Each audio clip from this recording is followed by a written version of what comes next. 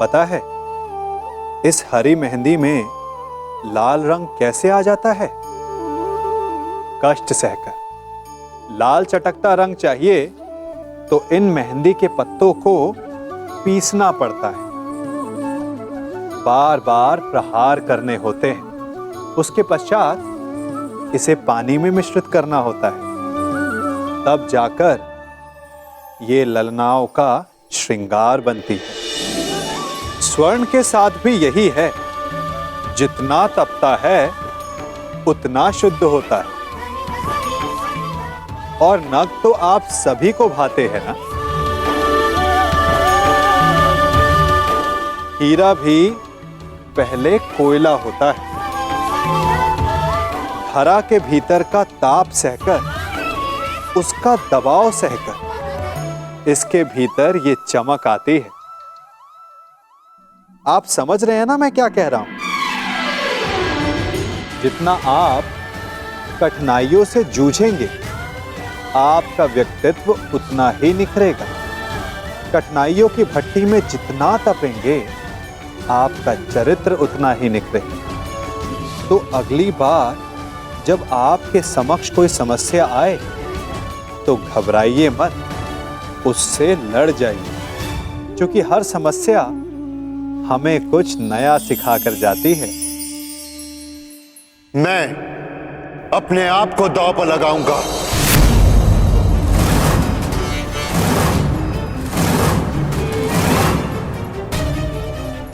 नहीं ज्येष्ठ,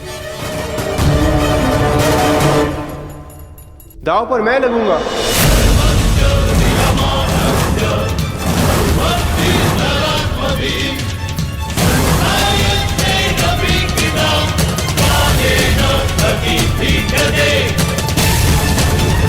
नहीं नकुल, तुम अभी छोटे हो। तो मुझे दांव पर लगा दीजिए भ्राताश्री।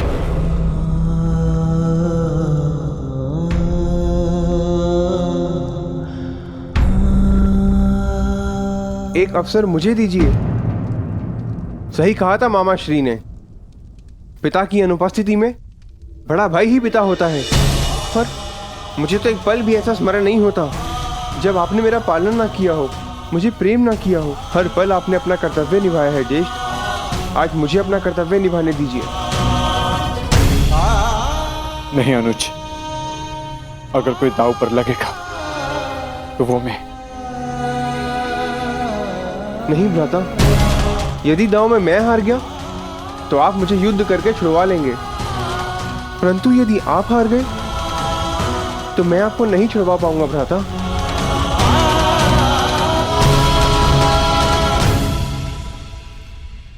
मुझे दांव पर लगाइए ज्येष्ठ और जीत जाइए उस इंद्रप्रस्थ को, जो हम पांचों भाइयों की पहचान है।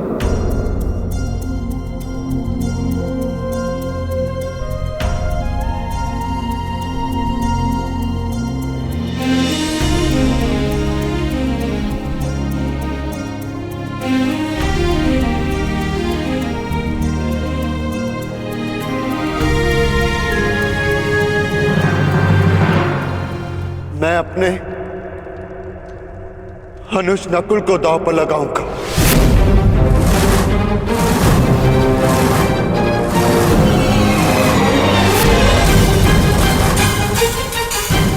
खेलिए सम्राट, इंद्रप्रस्थ को पाने के लिए नकुल को खेलिए।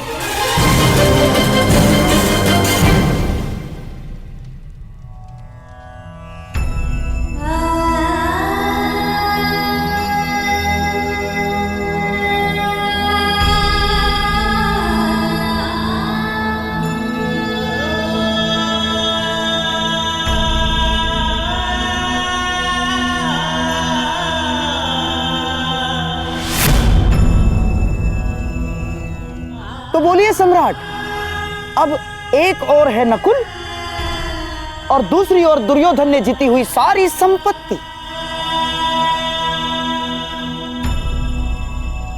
इंद्रप्रस्थ समेत। अब बात आपके मान सम्मान और संपत्ति की है, तो पहला पासा आप ही खेलेंगे।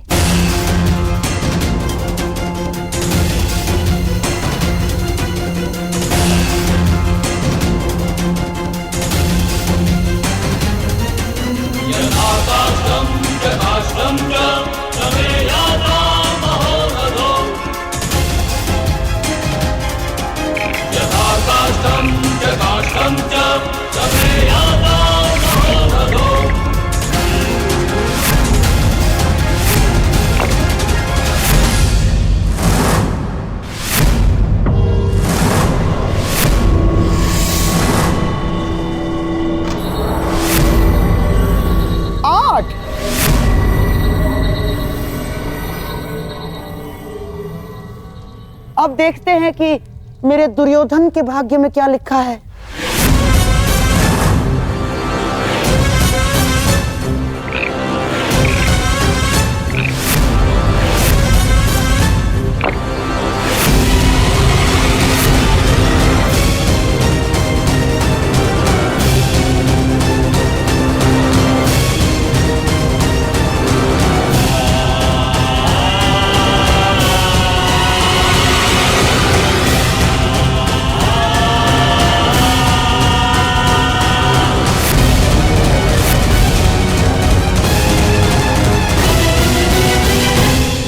मामाश्री, अंतिम अवसर है। मुझे 12 चाहिए मामाश्री। दुर्योधन, पासे तो भाग्य के अधीन होते हैं। अब देखते हैं तुम्हारे भाग्य में क्या लिखा है।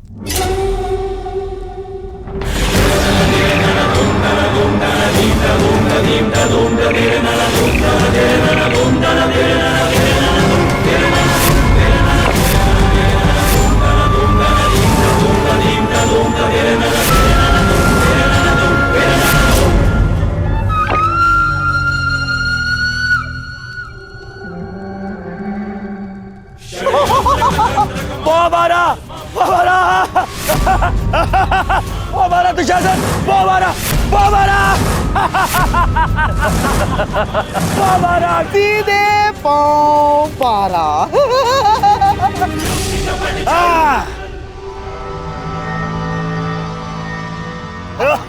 बधाई हो मेरे होने वाले सम्राट। ये पांडव नकुल तुम्हारा दास है। हाँ मामा,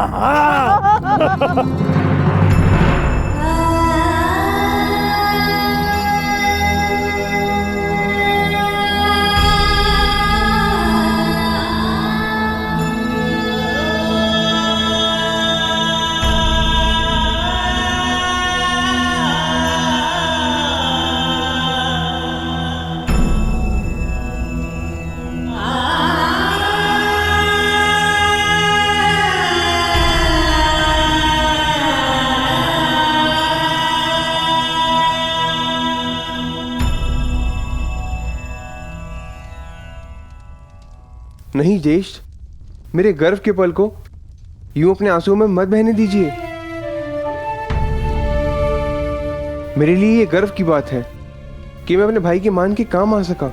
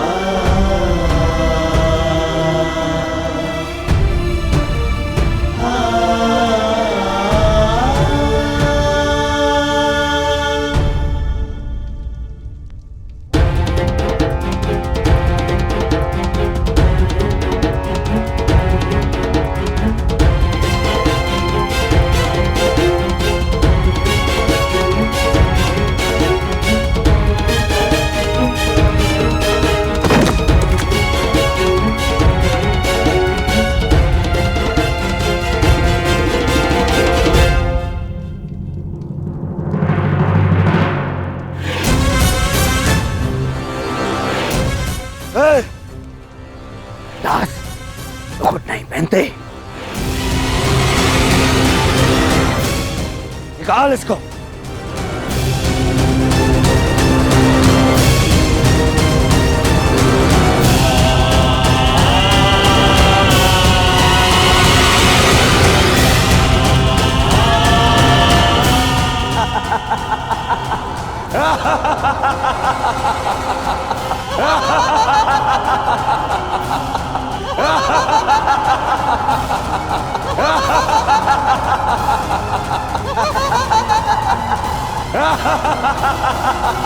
कैसी सभा है ये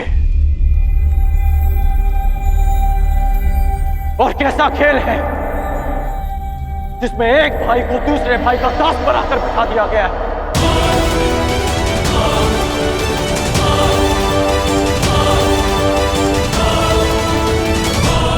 कैसी सभा है ये और कैसा खेल है जिसमें एक भाई को दूसरे भाई का दास बनाकर बिठा दिया गया है। तुम्हारे इस प्रश्न का उत्तर यदि यहाँ किसी के पास है तो केवल सम्राट युधिष्ठिर के पास है अंगराज। परंतु तुम्हें उत्तर देने से महत्वपूर्ण प्रश्न उनके समक्ष ये है कि अब वो किसे दांव पर लगाएंगे।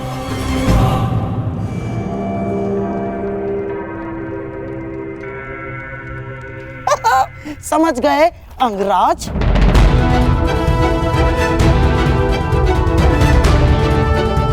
कहिए सम्राट, अब आप किसे दांव पर लगाएंगे?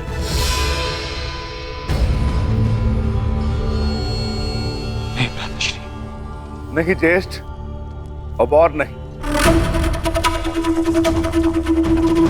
सोच लीजिए सम्राट, एक और दांव। यदि आप जीते तो ये हारी हुई संपत्ति सारी आपकी और आपका ये भाई दास नकुल भी। निर्णय आप पर है।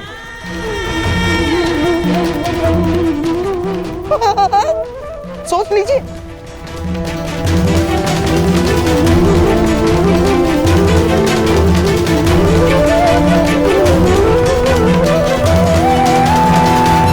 मैं दांव पे लगता हूं।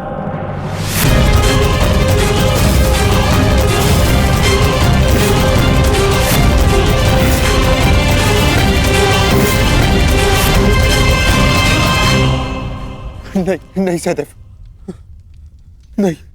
ज्येष्ठ, ये दाव इंद्रप्रस्थ को पाने के लिए नहीं, अपने अनुज को पाने के लिए खेली। नहीं। एक उंगली अगर दास बने तो शेष सारी उंगलियां स्वतंत्र कैसे रह सकती हैं ज्येष्ठ?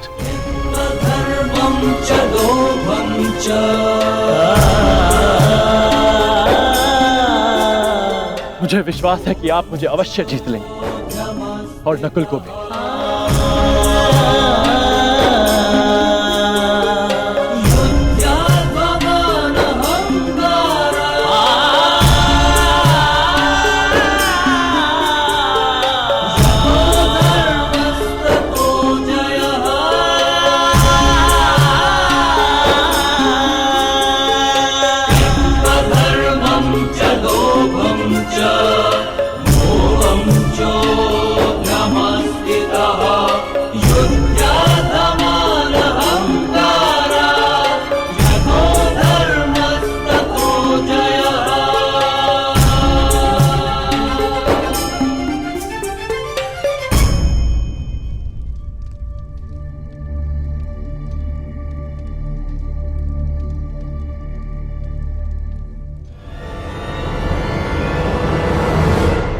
बंद करो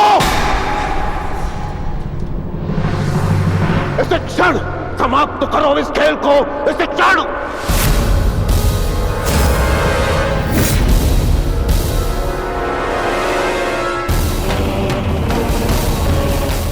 कैसा दुर्भाग्य जुड़ गया है हस्तिनापुर के साथ, कैसा दुर्भाग्य।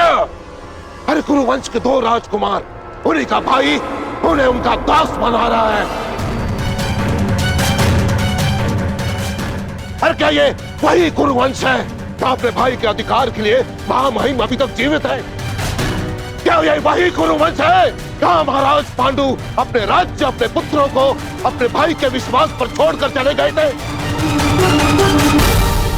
आचार्य, नियम ये है कि कोई भी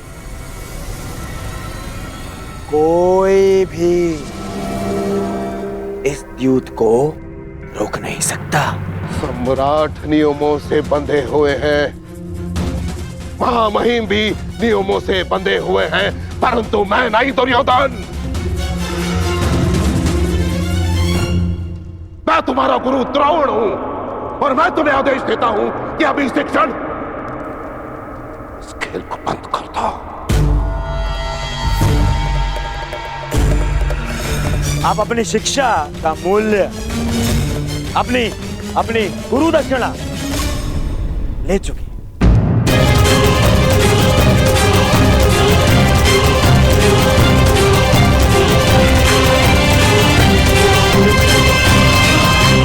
दुर्योधन, तुम्हारे विचार सुनकर अच्छा लगा। अब गुरु वंश में गुरु की शिक्षा मूल्य से चुकाई जाएगी। यहां उपस्थित सभी सभासद सुन ले, यदि एक चौसर इस क्षण बंद न हुई तो परशुराम शिष्य द्रोण के बाणों को कोई नहीं रोक पाएगा, कोई भी नहीं।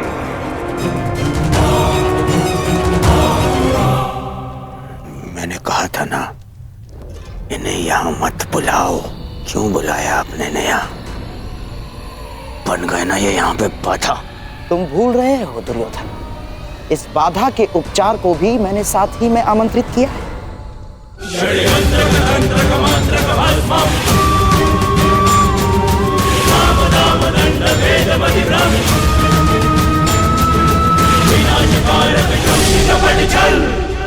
पिताश्री, हमें नहीं भूलना चाहिए कि आज हम जो कुछ भी हस्तिनापुर की कृपा के कारण, महाराज धृतराष्ट्र की कृपा से, और वैसे भी कुमार दुर्योधन से मेरी मित्रता वर्षों से, इसीलिए मेरा कर्तव्य है कि मैं उनका पक्ष लूं और सदैव उनका पक्ष लेता रहूंगा। जब तक पांडव जीत रहे थे आप शांत बैठे रहे, और जब कुमार दुर्योधन की विजय प्रारंभ हुई तो आप तिल मिला उठे। यदि आज आपने इस सभा को त्याग दी तो आपके और मेरे पिता और पुत्र के संबंध को त्याग के जाएंगे आप यहां से।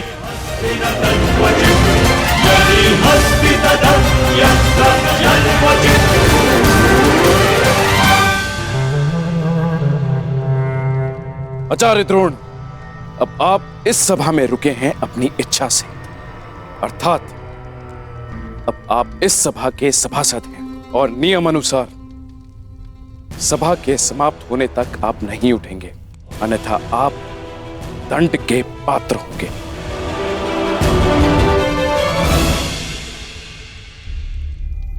भावुक हो गया मैं। धन्य हो सम्राट, कितने भाग्यशाली हैं आप। तो सम्राट, क्या आपके भाग्य को एक अवसर देंगे? दांव पर लगाएंगे सहदेव को?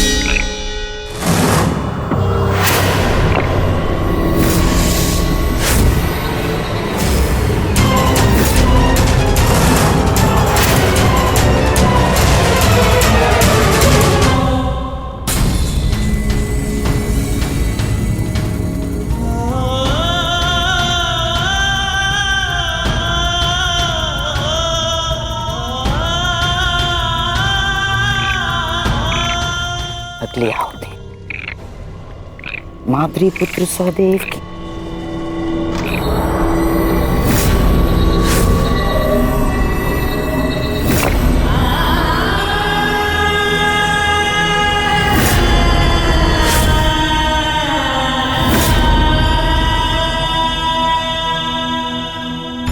महारानी, सम्राट नकुल सहदेव को हार चुके हैं।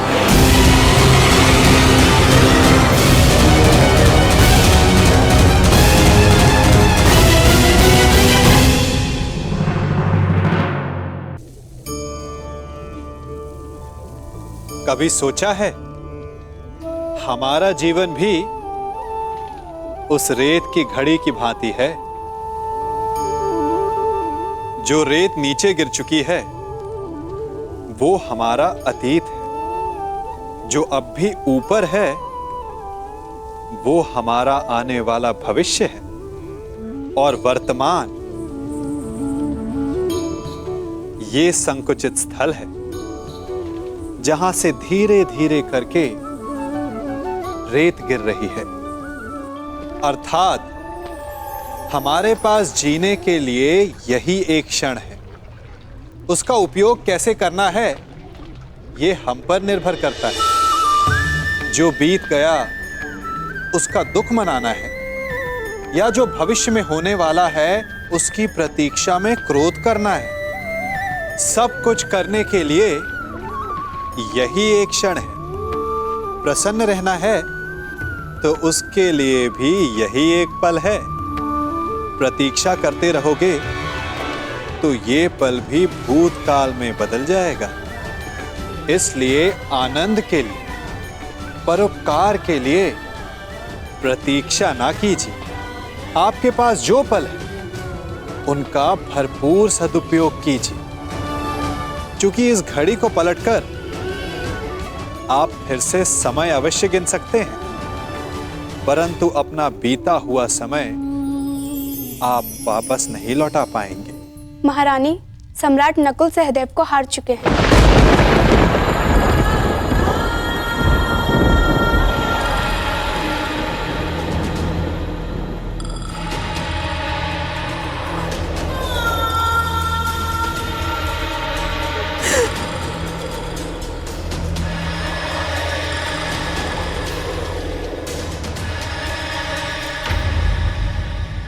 आप रो क्यों रही है माताश्री? आपके पुत्र द्यूत कहाँ खेल रहे हैं?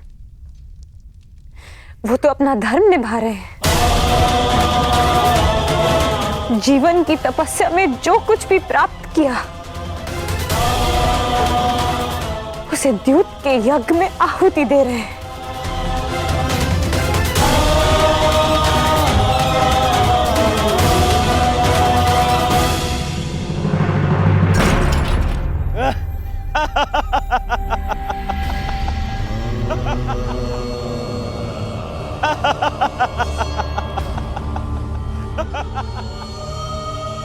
सम्राट, लगता है भाग्य इस समय आपसे 2 पग आगे चल रहा है।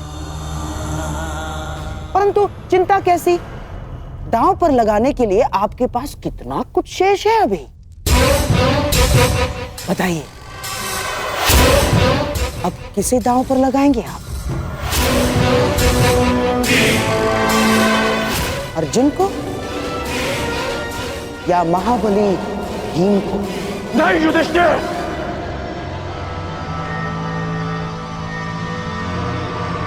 अब और नहीं।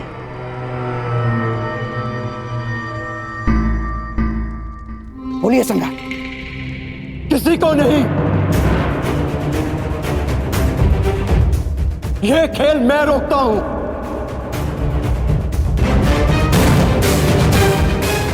राधाश्री, यह खेल यहीं समाप्त करते हैं। सम्राट, क्या अपने भाइयों को दास बनाकर छोड़ेंगे आप? नहीं, कोई दास नहीं रहेगा।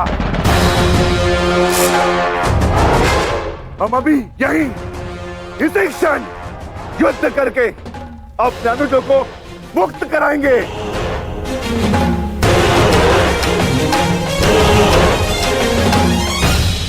इस युद्ध का, मामा शकुनी का और इस छल का अंत होगा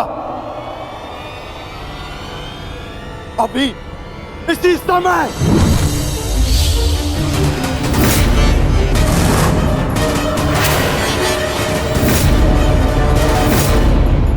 सावधान अर्जुन!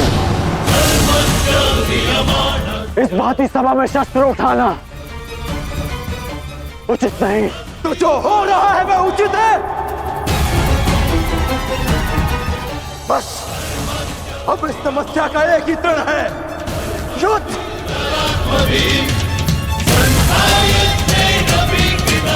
आज्ञा दीजिए भ्राताश्री।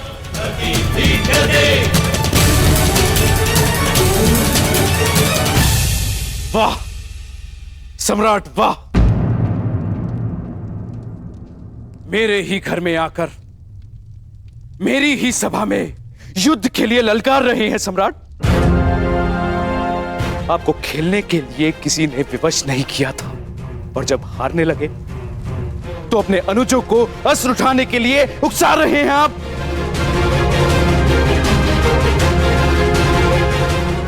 आपने ही अपनी प्रजा को इस चौसर में दांव पर लगाने का प्रारंभ किया था। ये आपका निर्णय था, और अब स्वयं को असहाय दर्शा रहे हैं। आपके ताचरी का मान आपके लिए क्या महत्व रखता है? कर दीजिए इन सबका वध, और मेरा भी।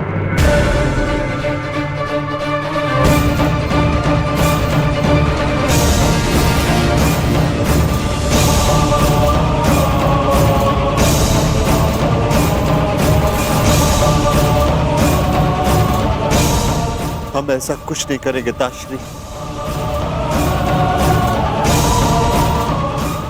गांडीव नीचे करो अर्जुन।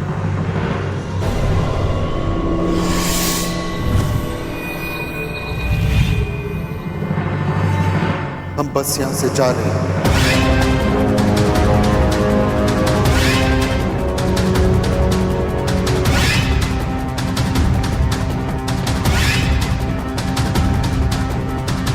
ये मेरा वचन है कि शीघ्र ही मैं तुम दोनों को मुक्त कराऊंगा। इस राजसभा में न सही, युद्ध भूमि में सही।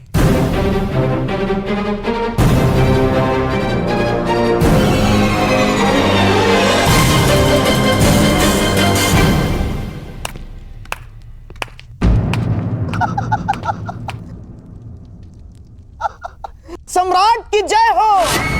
क्या बात है सम्राट, अपने सौतेले भाइयों को इस लालच में दांव पर लगा दिया कि इंद्रप्रस्थ जीत जाओगे, और अब उन्हें यूं ही दास बनाकर छोड़े जा रहे हो।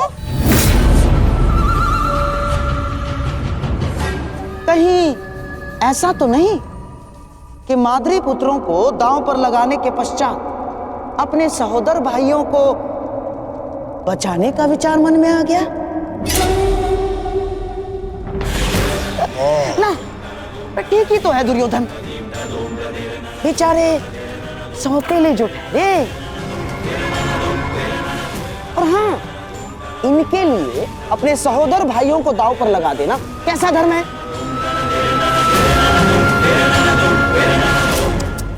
ऐसी सोच। हाँ? देखा नकुल, जिसे पिता समझकर तुम स्वयं दांव पर लग गए, वो ही तुम्हें यूं ही दास बनाकर छोड़े जा रहा है। कदाचित इसीलिए तुम्हारे ज्येष्ठ को धर्मराज कहा जाता है।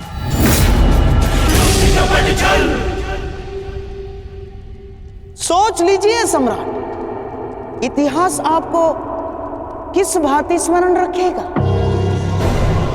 जिसने अपने सौतेले भाइयों के साथ छल किया, जिसने कभी उन्हें अपने परिवार का सदस्य माना ही नहीं।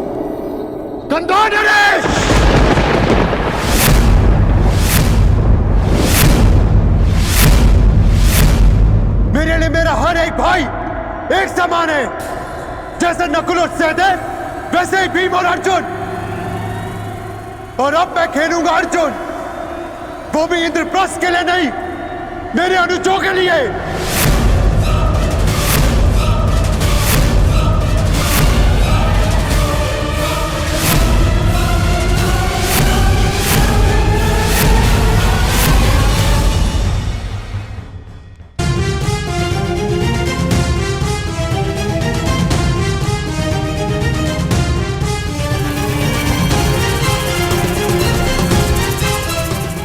सावधान मामाश्री, ये अर्जुन पांडवों का सबसे बड़ा शस्त्र है,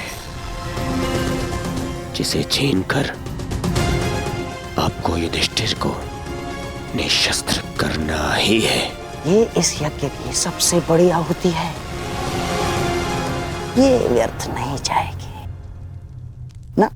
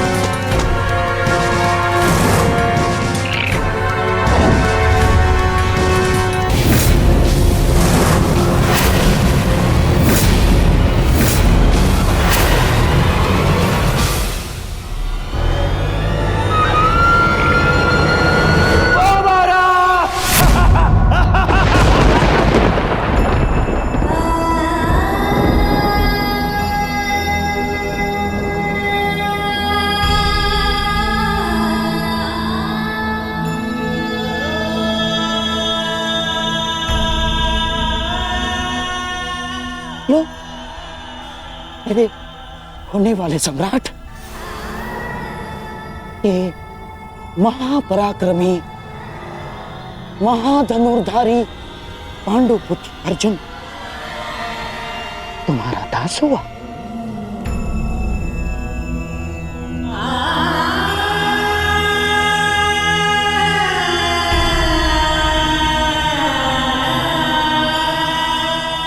जाओ अर्जुन, इन दासों के मध्य जाकर खड़े हो जाओ। जाओ।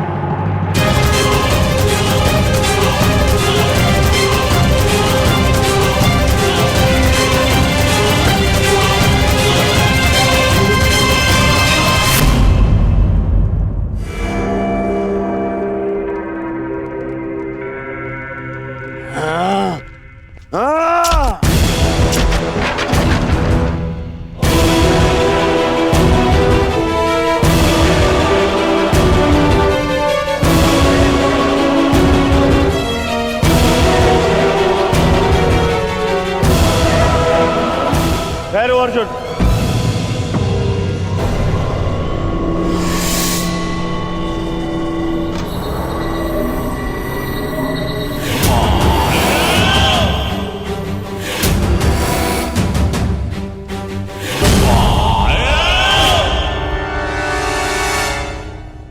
अर्जुन, तुम मेरे दास नहीं हो।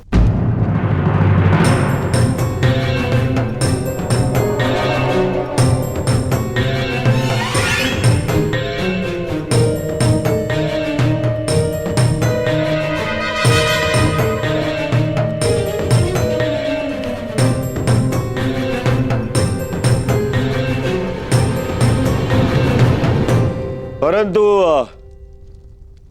तुम मेरी जीती हुई संपत्ति अवश्य हो। मैं दास अर्जुन को कर्ण को भेंट स्वरूप देता हूं।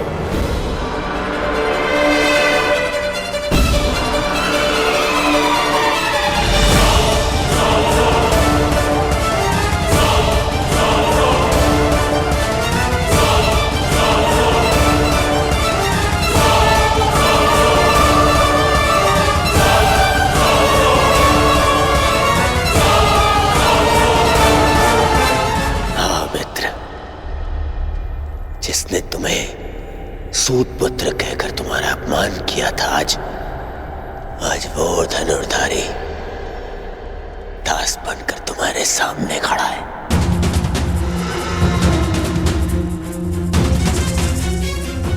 मैंने, तुम्हारे मित्र ने तुम्हारा प्रतिशोध ले लिया।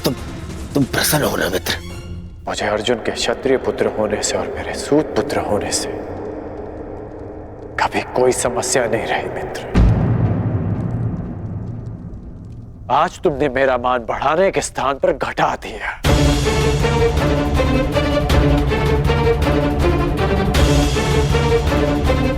जिसे युद्ध में नतमस्तक देखना चाहता था, आज उसे द्यूत में जीत लिया। तुमसे ऐसी भेंट की आशा नहीं थी मित्र। तुम्हारी ये भेंट मैं अस्वीकार करता हूं।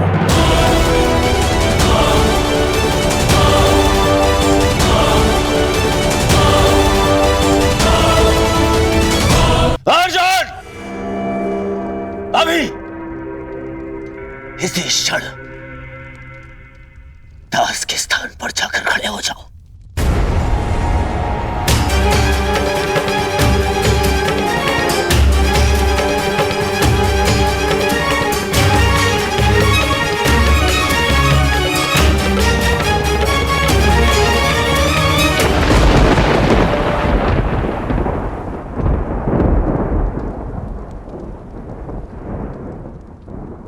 तो द्रोण शिष्य ब्रह्मास्त्रधारी अर्जुन का गांडीव भी दांव पर लग गया।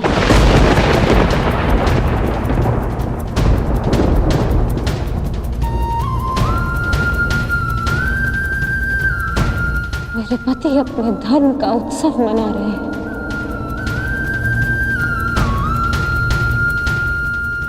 और मैं उनके दासत्व का शोक मनाऊंगी माताश्री। आप जाइए माताश्री।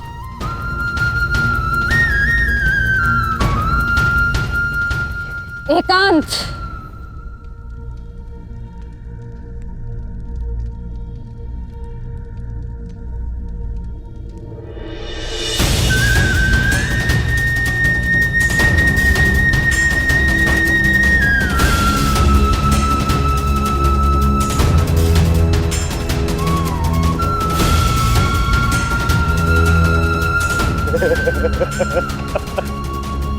धनुर्धारी अर्जुन, धर्मराज, अब वृकोदर भीम ही बचा है। शीघ्रता कीजिए, कहीं ऐसा ना हो कि वृकोदर भीम के पेट की अग्नि के स्थान पर आंखों की अग्नि हमें स्वाहा कर दे। शीघ्रता कीजिए। भीम को दास बनाओगे? सोचना भी मत, क्योंकि भीम ना कभी किसी का दास बनेगा, ना ही किसी को बनने देगा।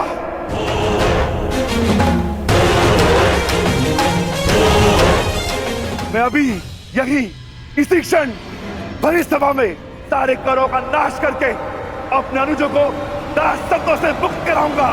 युधिष्ठिर!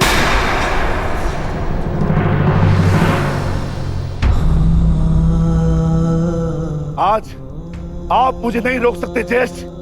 यदि अधर्म है तो अधर्म मैं कर रहा हूं, आप नहीं।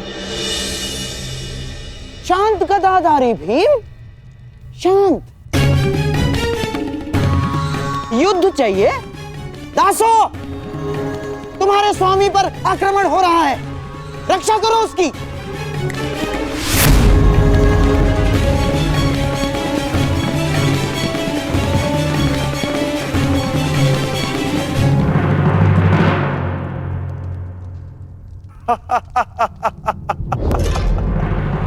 क्यों दुर्योधन, ये रक्षा करेंगे तुम्हारी? नहीं, ये दास नहीं, वो 3 दास जो आज मैंने इस चौसर में जीते।